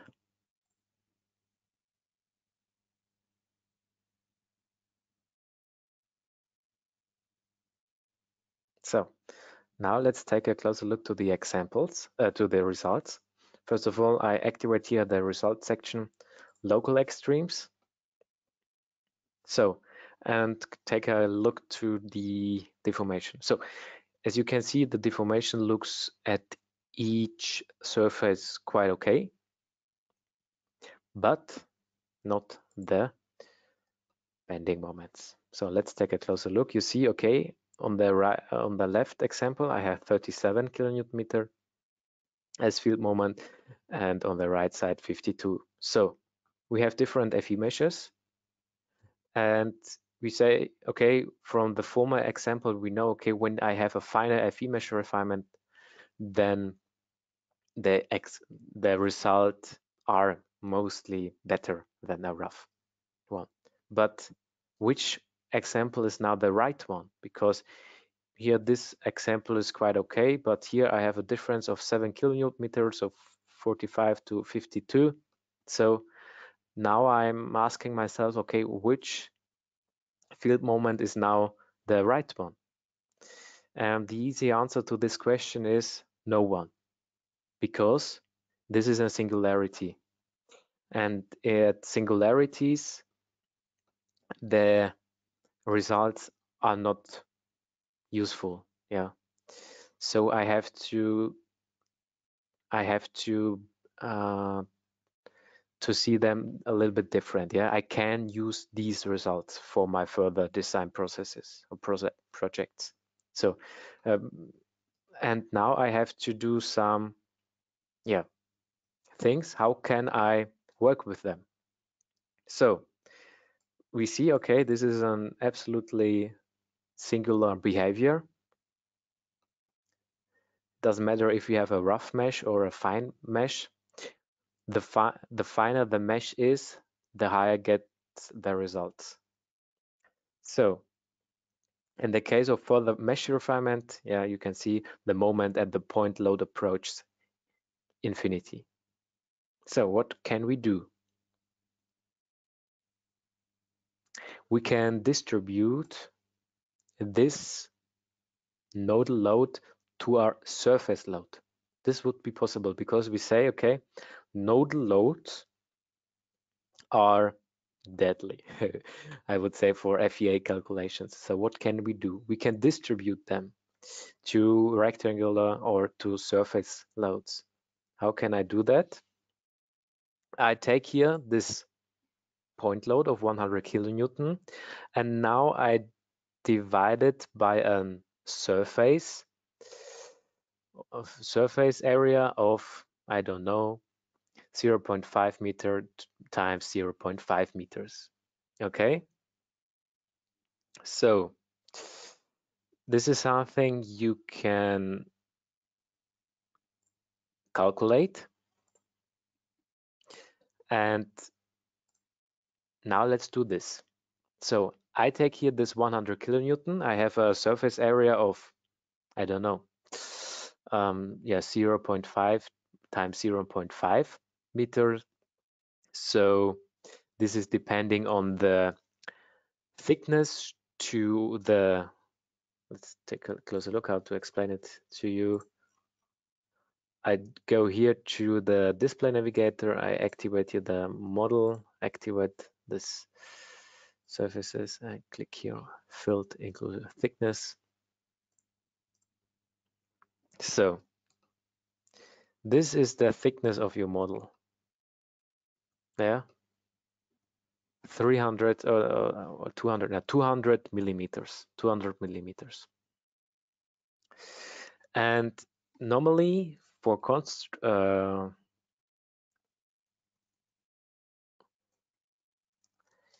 concrete structures, we have a load propagation angle, I would call it like that, or a load distribution angle. And for concrete structures, this is 45 degrees. So when I apply the load on the top of my surface, oh, this was not the right one, this one, yeah, on the top of my surface. So here I can distribute it with an angle of 45 degrees until to the surface axis, and this is 100 millimeters. And with these things, 100 millimeters and 45 degrees, I can calculate the surface area for the distribution from a single load or node load to a surface load. I make it here a little bit easier for myself. So I take here a rectangular surface.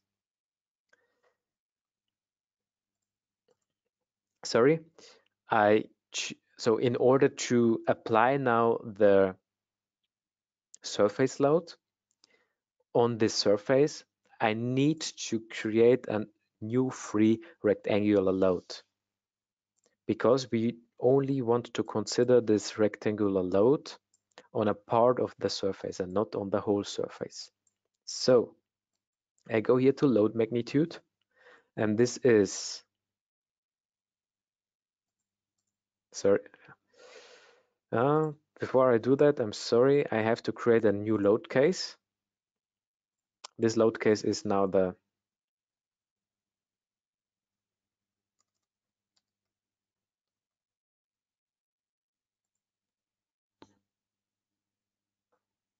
now I can do this. So load magnitude is in this case, let me check what I have here. My notices, yeah, 400 kilonewton per square meter. And the center and size of the rectangle is, yeah, this 0.5 times 0.5. And the center is here, this node, where we had our node load, and I refer to this surface. I click apply and next, and now you see here this surface load, so this new free rectangular load, and I do the same for the 3 other surfaces. So again, here I choose this node, choose this one, I click on OK, apply and next, and I do these for the other 2.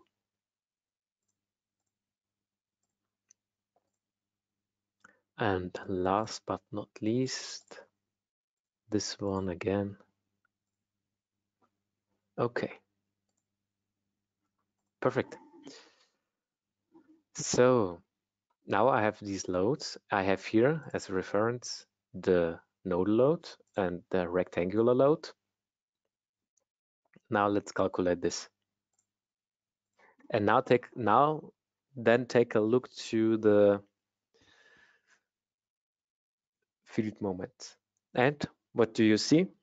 Yeah, not really singularity, because at every mesh we have similar field moments, so similar results. So, and this is one approach how to avoid or handle with singularities. So, because when I take a look to this one, at one single FE node, a whole load, single load of 100 kilonewton is attacking on. So, and here we distribute these things, and there this distributed rectangular load is applying on several FE nodes, and this makes it by far easier for the whole FEA calculation. So another possibility, when I take a closer look to this nodal loads, is also to have some smooth areas. So right click on the section, I go to result diagram again, I deactivate here this one, and I can choose here a kind of smooth ranges of result diagrams. So when I say, okay, from the singularity location, I want to go 0.4 meters away to the right and to the left side, and these results I don't want to interpret or don't want to have. I can also do this here. So I go here and say, okay, the middle point is 4, so 0.5 meters away from the middle of this singularity equals 3.5, here 4.5, and the same also for the other locations. In this case, 13.5, 14.5.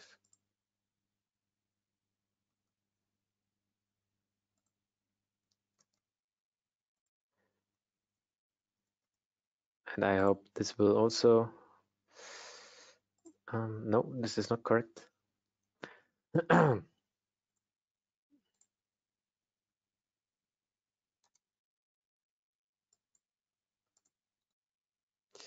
I have to delete this row. I have to take a closer look to this one. This is, oh, sorry, this is 12.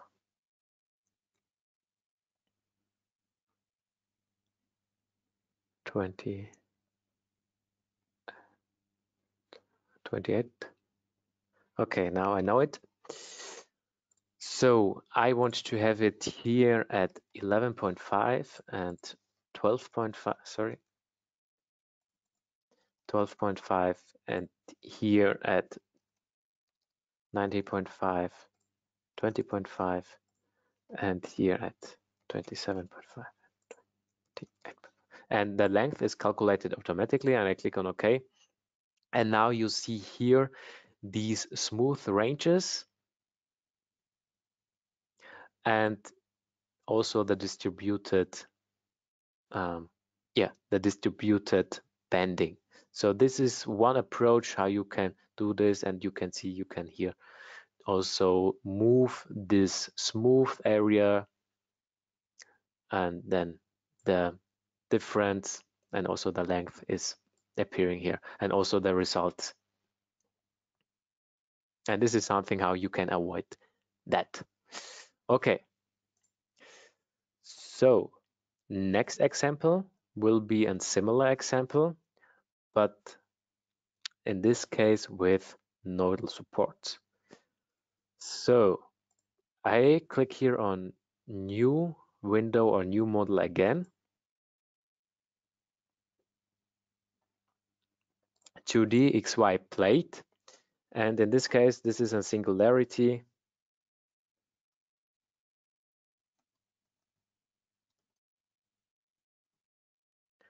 Nodal support.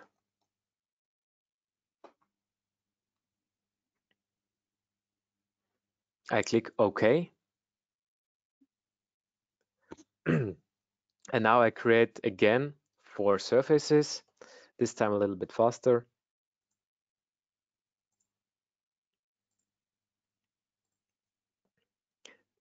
This case, a material of C3037.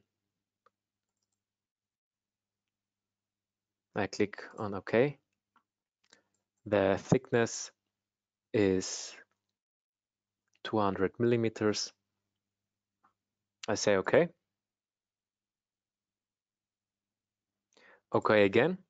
And the length of this is 8 meters to the global X direction, 4 meters downwards.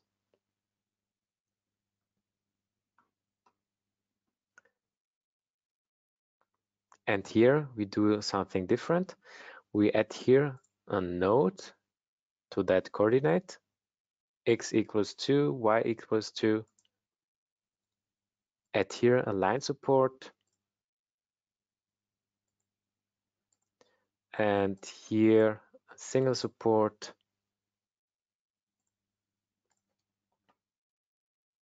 So let's make this a little bit bigger. This 2. So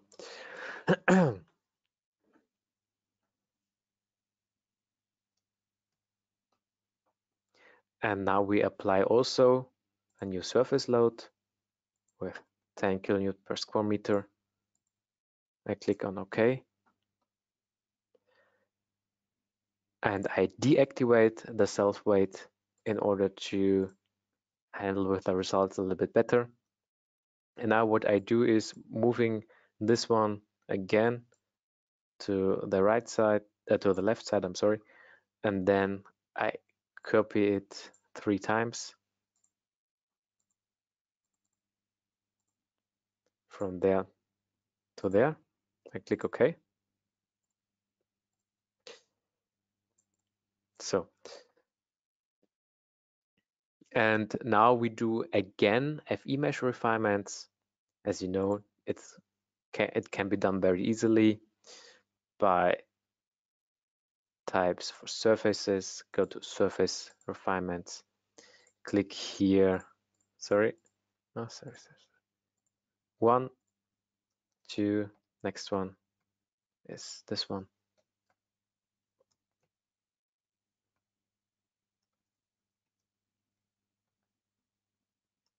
So this is very fast.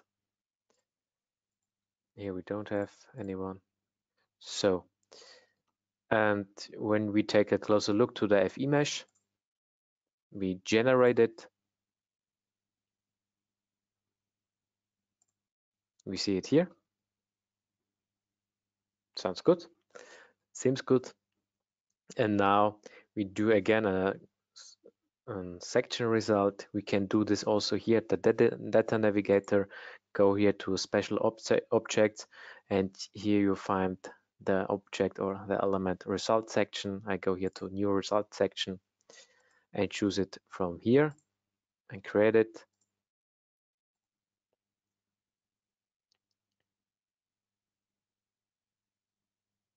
And now let's calculate the results in order to see if we have any singularities. And as I said before, singularities location are also nodal supports, because all the loads are on one node. So the whole material, so the whole surface as well as the whole loads are attacking on one single nodal support, which is also part of one single FE element. So, okay, deformation seems okay, but not the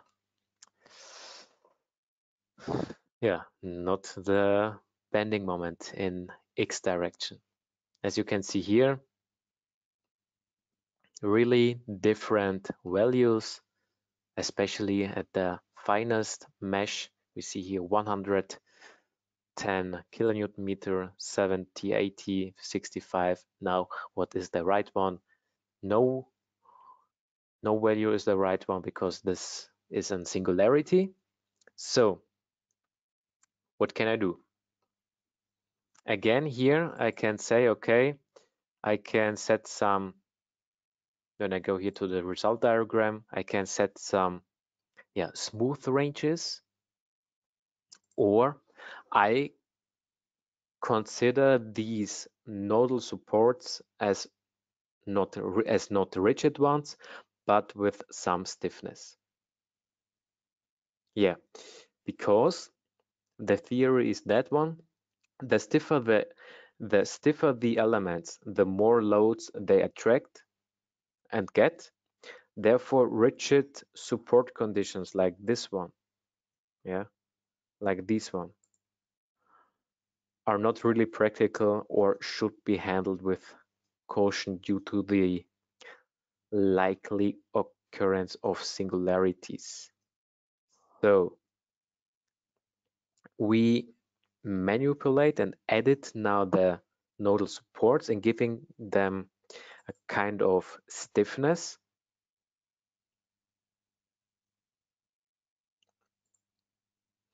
And here we have the possibility to consider the stiffness via a fictitious column. So I click here, and now we can consider it like that. So I can give the column a material say, okay, which kind of model of support I want to have. In my opinion, the first one, elastic surface foundation, will give you the best results. And now I have to enter the dimensions of the column. In this case, it's 0.5, this also 0.5, and the column height. The lower the column height is, the higher is the support spring. You can remember it as a rubber you want to press. The higher the rubber is, the easier you can press it and it bends. But the shorter the rubber is, the more difficult is it to press it. So the same, it's here for the column height. In this case, I have a column height of 3 meters. Dimension are 0.5. And now I see here the calculated support springs. And I can also decide if I want to have it here, hinged, semi-rigid, or rigid at the column base. And this is the reason how I consider this fictitious column. Okay, now I click on OK, on OK again, and now you see here these springs of the nodal support. I calculate it again.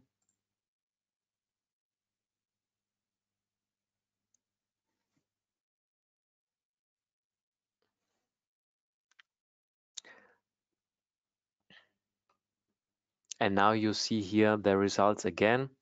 And now it's easier for you to work with the results. One thing more is that you can also do some FE mesh refinements at the nodes. Just click on one of this node and say mesh refinement, and you can do a mesh refinement, give them a mesh refinement type circular or rectangular. I choose here this rectangular. The side of this length should be 0.5, and the inner target FE length, this one, and I apply it only on this surface here. I click on OK, yes. And take a closer look to the FE mesh. And here you see this node refinement, which should make the examples more clearly. I can edit it also. I can add here this one, that it makes more accurate.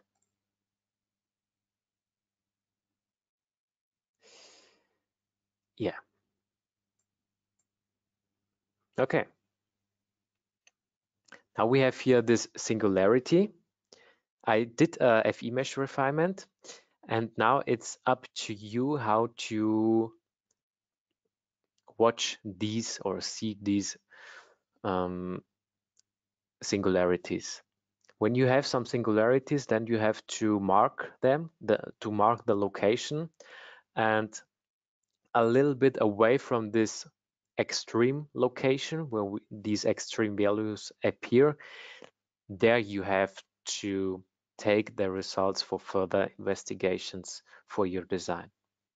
So this one exactly on the node would be wrong, but a little bit far away from that, this would be okay. Okay, and the same here, and so on. Okay. Now I have the last poll for you because we came to the end of this training. It's also a question for multiple selection.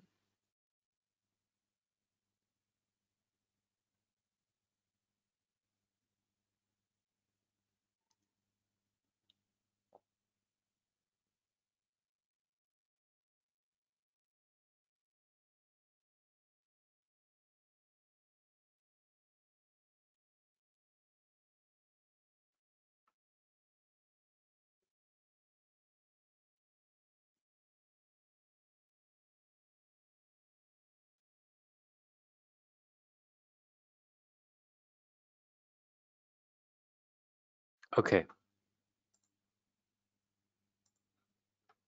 So where do singularities occur?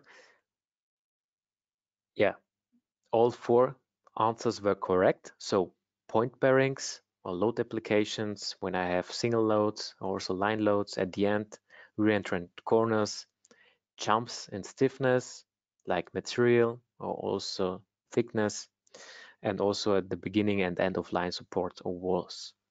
So this was it. So Björn, are there any questions in the chat? Which should we say control again? No, I think it was very, very well explained, Daniel. There are no more questions in the chat. Okay, perfect. Then I will show you something on our website where you can get some more information about our programs. So let me check here. So this is our website. There you find a lot of useful things for your study and also with working with our software. So first of all, here in the whole education area, you find different e-learning courses. So video online trainings recorded. We have a complete RFEM 6 for beginners course, but we have also some accomplished and recorded webinars. So when you want to go more deeply into real projects, you can watch the webinars. They are mostly around 1 hour.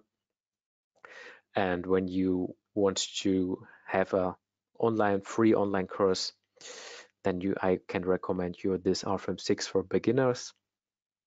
More to that, we have also a knowledge platform where you find the first steps how to go with RFEM 6, different videos, online manuals, also some technical articles, FAQs, and also when you want to write your bachelor or master thesis with one of our programs, then I can really recommend you to do that and to submit your